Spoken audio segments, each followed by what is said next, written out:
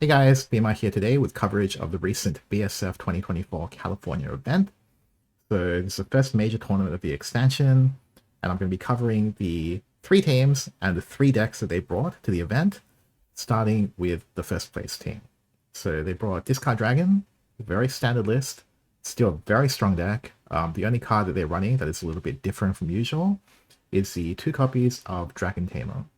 So this card in the current aggressive meta as a 2/2 follower that can evolve to become a 3/3 rush is pretty effective, and especially because it cycles the card when you play it.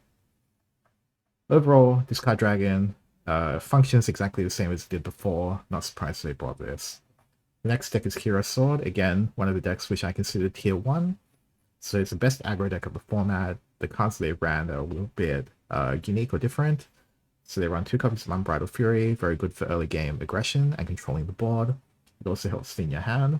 They run full 3 copies of Floral Fencer, some people run less. They run 1 copy of Novice Trooper, which synergizes very well with the 2 copies of Leo that they run.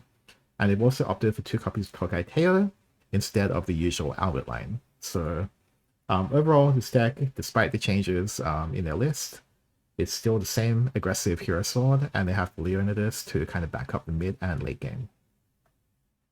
The next deck is Uma Musume, so they've opted for 3 copies of Gold City. So Gold City is one of those cards that's very strong against every deck other than Dragon. So most decks don't have an easy way to clear a 3/3 that only costs 1 mana.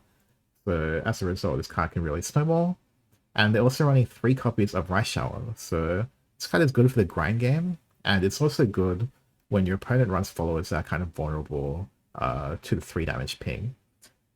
Now, the problem with running 3 copies traditionally is that it's not very good when your opponent has kind of 4/4s on the board. But overall, I think you can definitely justify running 3 copies, even if it is a little bit bricky. And yes, Uma is one of the decks which I did expect to see a lot of at this event, mainly because it has good matchups across the board, especially against other popular deck options, specifically Hero Sword. The next deck is Discard Dragon. So this is again a pretty standard list, but they do run a few tech options. So they run 2 copies of Urn. Card is very good when you're ramping. It can remove Knight from the game, in which case it can't recur it using their various kind of options. Also, it just clears big followers in general, so I kind of like this card. Execution is one of those cards where you get high highs, you get low lows. Sometimes you're spending 4 mana and you're just clearing like some small thing, and sometimes you're killing Leonidas' Resolve. So whatever, it's one of those cards which have to personal preference.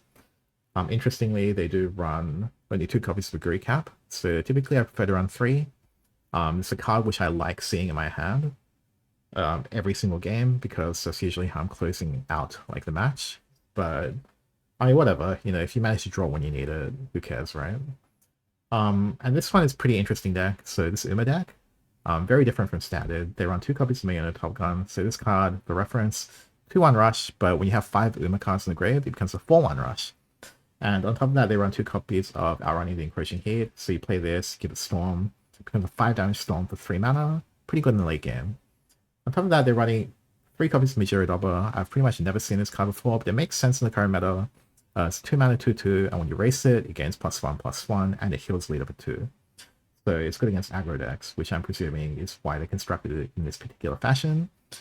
They run 1 copy of Suzuka. This card you almost never see. It's usually Marisensky, but they cut a copy of Agnes to add space to Evo deck. And this card, again, most of you have never seen it, but it's Tetsuna Hayakawa. It's from the starter deck, so you can't even pull this usually. It's a 3/5 ward, and it brings back an Uma follower of 4 mana or less. They've got the usual toolbox, so like Vodka, Daiwa, they can bring back wards, and, anything that they really need, right? I think the card's not bad. I mean, what can I say? Like, it seems reasonable to bring this. I mean, it's got ward after all, so if you're running a deck that's like primarily targeted to beating aggro, sure, why not? I can kind of see it. So moving along, they also brought Midrange Forest, so this appears to be Stay's World Championship winning list, so in the Japanese version. So this deck obviously is quite strong, so you control the game early, and then you basically kill them with Silver Bolt. Again, I think this has a decent matchup against decks like Hero Sword. Not too surprised they brought this. It's one of the most solid kind of tier 2 decks in the meta right now. So And also it's really cheap, only 115 USD as opposed to the $290 of Discard Dragon. Okay, so moving along. The third place deck, so these guys, they obviously brought the most innovative lineup.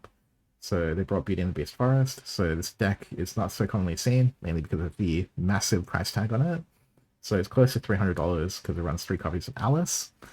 Essentially, oh, and he also seems to be running 3 copies of the Judge Bellringer. I don't know if he actually has 3 copies or what. But regardless, this deck, if you look at the cards, it's running all of the kind of early game kind of strong tempo options. So it's running like kind of the Elfchild May, Farriers, the various 2 attack followers only 1 mana, Flower Princess, which is great for controlling board, all of this type of stuff. So it allows them to control the board early, clear threats using stuff like Lilac, and then eventually you play Beauty the Beast and you hit them in the face with an Aura Stormfall. Yeah, it's a pretty strong deck. Not sure which is better between Beauty and the Beast Forest and Midrange Forest, but the price gap is pretty huge. So moving along, Kage Haven. So again, it's a deck which I actually pointed out could probably still exist in the current format. They don't run any new cards except for 3 copies of Snow White. But they also run 3 copies of Lana's Prayer. So if you look at how this deck functions, it's running a lot of early game removal, and it's running a lot of healing. So a lot of the cards that were previously good are still good now. I think Haven is one of those classes that has cards that scale very well. No matter how strong the competition gets, some of these cards are just eternally strong. So for example, Themis, Acolyte's Light, like cards like these, they just, they're always going to be good. Essentially, this deck plays very similarly, apart from the fact that they've cut Aegis, so they feel that they no longer need Aegis. The new closing option is basically run your opponent out of resources or heal out of their lethal range, create unanswerable words using Lana's Prayer, and then going from there. So overall, if you actually look at this list, it's very interestingly constructed. I don't really have any, I don't really have any issues with it. I mean, even the Will to Overtake, I kind of like it. It helps you set up your draws, and it just makes your deck overall more consistent, even without the Prison Priestess. So yeah, I kind of like this. It's funny how this is apparently the most expensive deck that we're covering today, but it is what it is. Okay. And the final deck, so the Uma Musume deck from Katori. So he's a well-known player. So he's running like almost what I would call a meme deck. I mean, it might actually be good in reality, but I mean, if you guys see 3 copies of Gold Ship and you see 1 copy of 10 mana spell, you already know you're in for a fun time. So clearly he's going for a bit more of a control build, so it's 2 Super Creek, which is obviously great if you can pull it off the Close to Ambitions. I would almost say that this deck is sort of aimed towards beating aggro, and then like, I mean, in the mirror match, if you're able to reach turn 10, then you slam like these high value cards, you can win off that. It's even category cap, right? So I can kind of see where it's going for, but man, this deck feels so mean, man. Like, honestly. I do kind of like how it's running like these Shinko Windies here, so like you can play it the turn before Gold Shield. So like, oh, I think actually you have to play it on the turn you play Gold Shield. So I think it's running like the turn 9 combo where it's running like Shinko Windy, check the top card of deck, and then play Gold Shield like after if it's like a valid target. But yeah, I don't know. I don't know if he actually truly felt that this was like the best build, or if he was just trying to have fun. Maybe I'm just sleeping on it, to be honest. So yep, overall, the 3rd place team, they definitely ran the most interesting list. Obviously, give it a try at your locals, see what works for you. Although I guess maybe you can't, because all of these decks are close to $300. But yeah, that's basically it for the coverage of the BSF event. So as always, you can go to the price breakdowns in these as well. So the link will be provided in the description. But basically, these take you to TCG Player, where you can just buy the cards that you need, the full breakdown of the cards and the cost. And then if you purchase anything from the TCG Player links, it kind of helps us out. We're an affiliate partner of that. Also, make sure to like and subscribe the YouTube channel. So we'll be putting out regular content for that. And also, give us a follow on Twitter as well. So we've recently been a lot more active with that. We're doing stuff like market watches, meta kind of advice and stuff like that. So definitely check that out. It's got a lot of information that's not necessarily on the website. And it's also one of those ways that you can ensure that you're kept up to date every time we launch a video or an article.